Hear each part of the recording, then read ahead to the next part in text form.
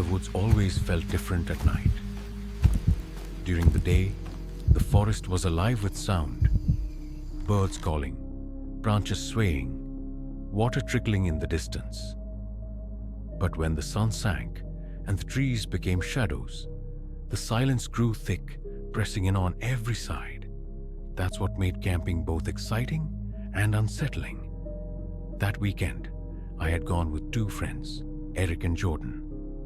We had chosen a clearing far from the trail, where the trees opened just enough for us to build a fire. The air was damp from a light rain earlier, the ground soft and dark. By the time the fire was roaring, the three of us felt a little more at ease. We sat close to the flames, the light flickering across our faces, talking about nothing important. Stories, jokes, bits of memory that sounded funnier out here in the dark. The fire crackled, throwing sparks up into the black sky. But something about the shadows kept drawing my eyes. When the flames rose higher, they lit the trees in a wide circle around us. The trunks glowed in streaks of orange, while the branches swayed above.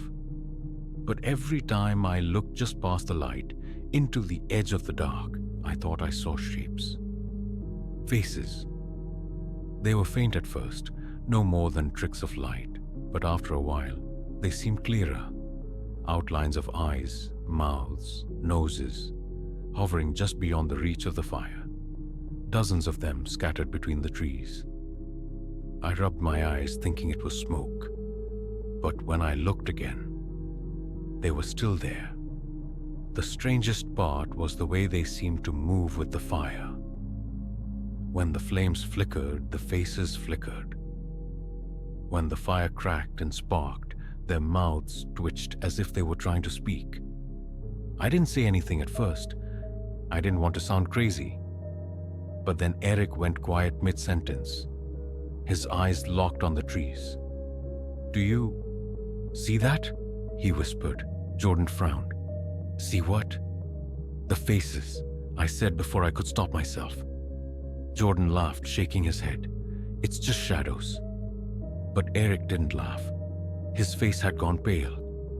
"No," he whispered. "They're there." The three of us sat in silence, staring out into the circle of light. The faces didn't move closer, but they didn't disappear either. They just hovered, half-formed, waiting. The fire burned lower. As it dimmed, the faces grew clearer.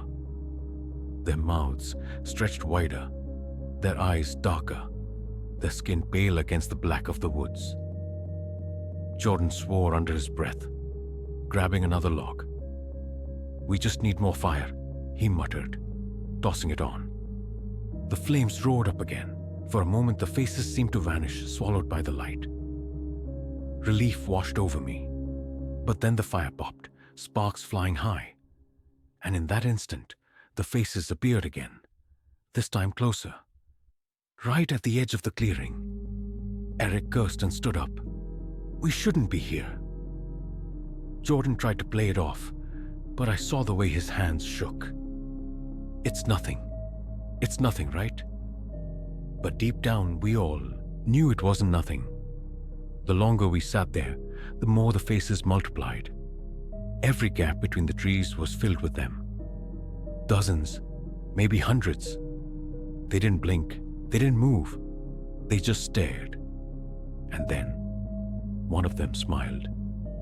It wasn't a normal smile. It stretched too far, wide and crooked, teeth glinting unnaturally white. My stomach turned as I realized the others were smiling too.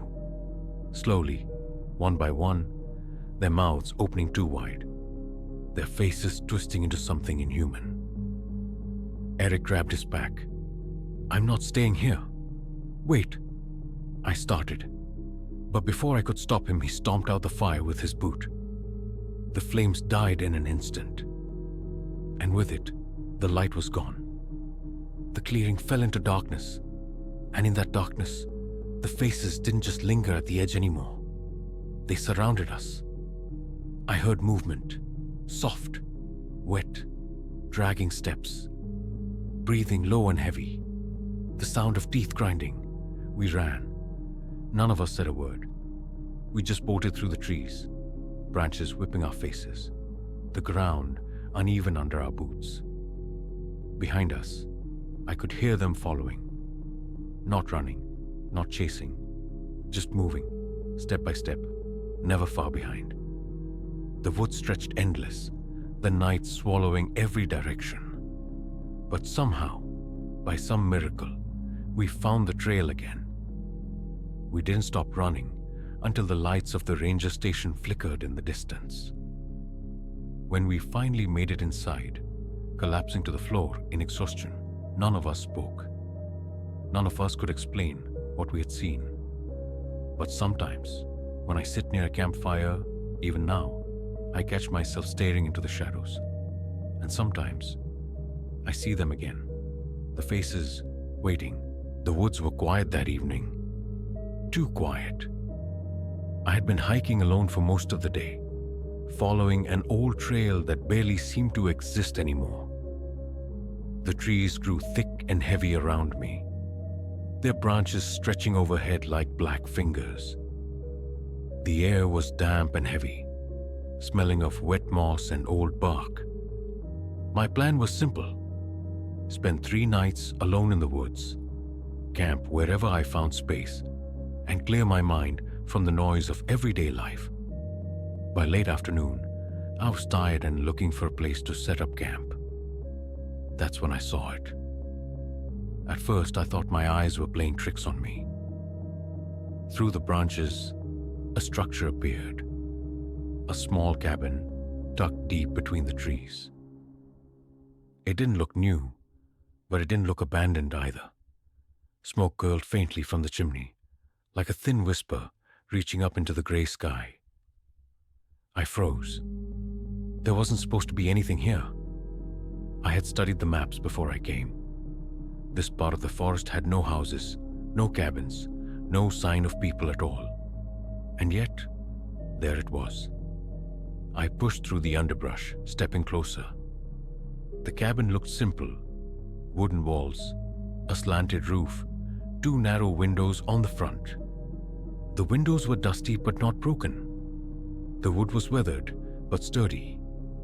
It looked alive, as if someone might still be using it.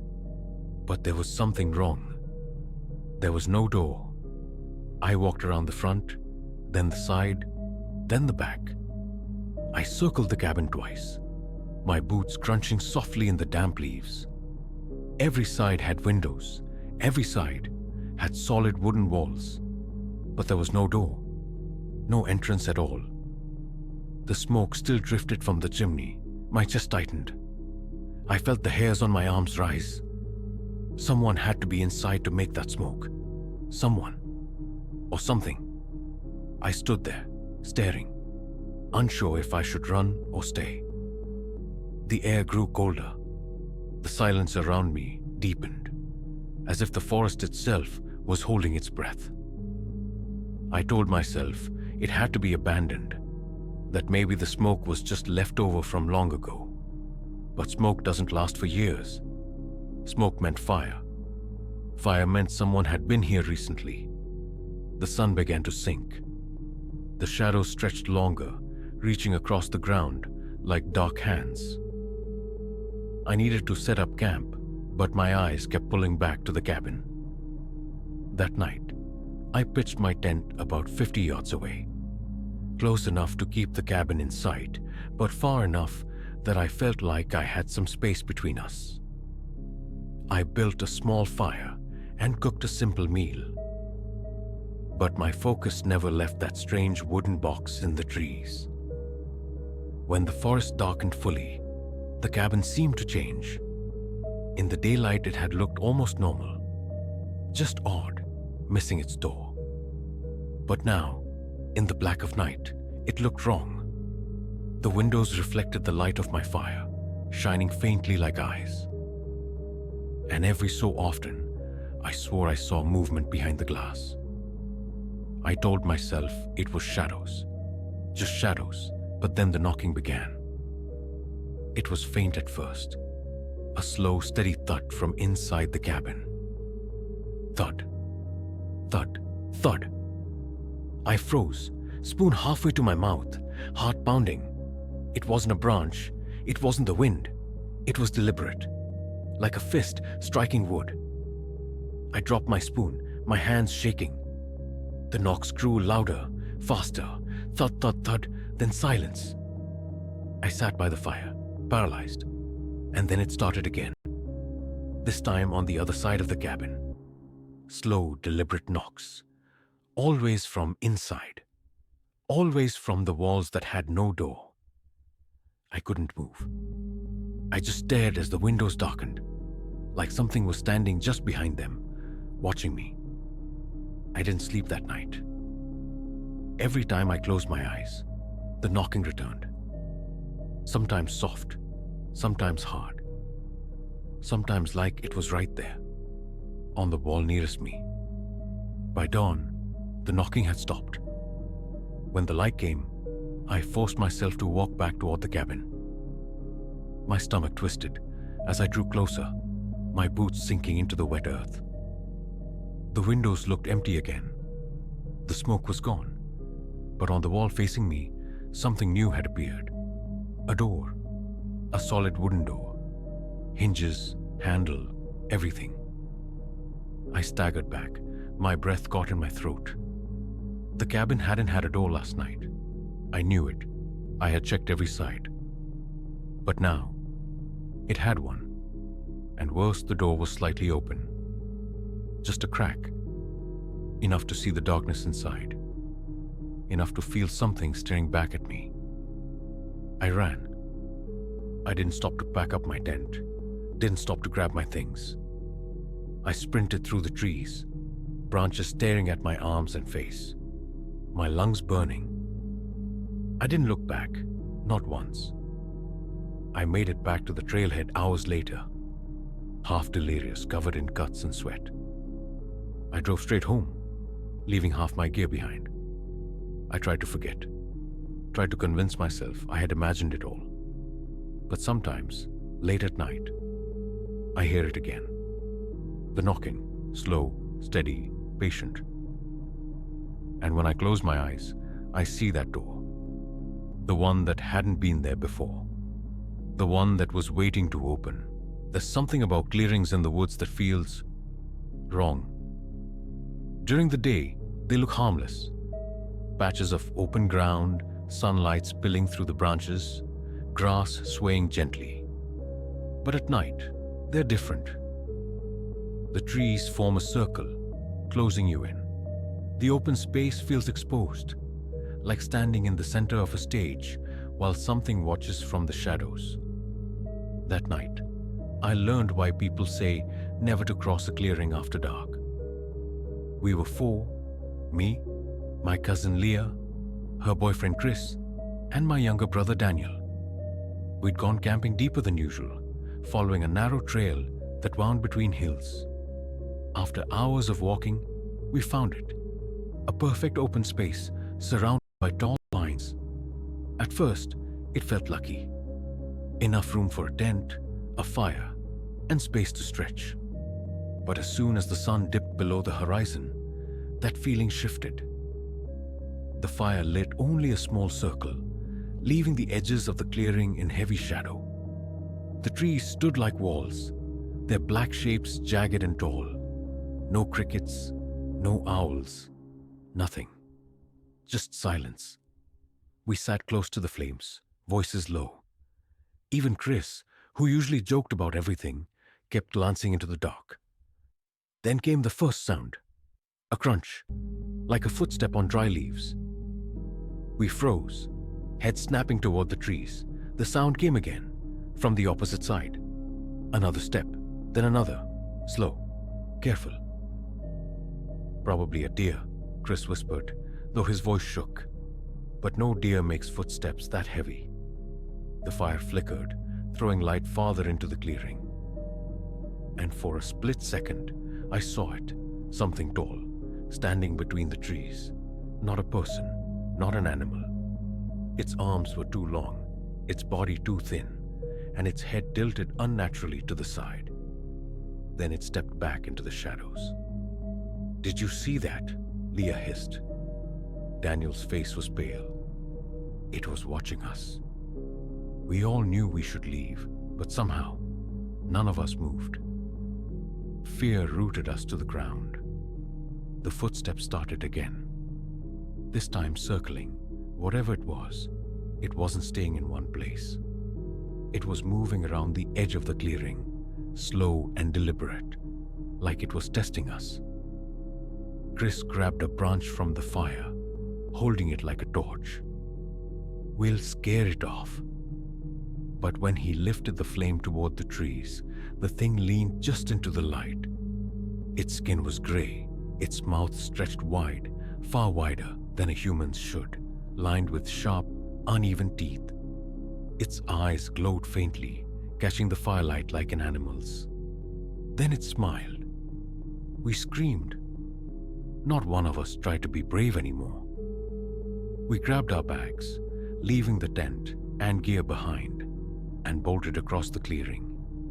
But the moment we entered the trees, the footsteps followed.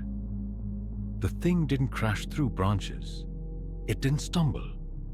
Its movements were smooth, almost gliding. No matter how fast we ran, the sound was always behind us, steady and close.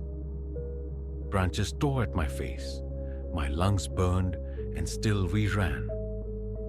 The forest seemed endless, the trail gone. Just darkness and panic. Then Daniel tripped. I turned back, grabbing his arm. But in that instant, the firelight from Chris's torch caught the thing again. It was standing not 20 feet away, still smiling, closer now. We pulled Daniel up and ran harder than ever. Finally, the trees thinned. The outline of the road appeared, faint under the moonlight. We stumbled out, collapsing onto the gravel. The footsteps stopped. We looked back, gasping for breath. The clearing was gone. The path behind us was nothing but trees. And whatever had been inside that circle stayed there. We never went back for our tent. Never spoke of it outside our small group. But I can't forget the way it watched us. The way it smiled. Because sometimes, when I close my eyes, I feel like I'm back in that clearing. And something is still standing at the edge, waiting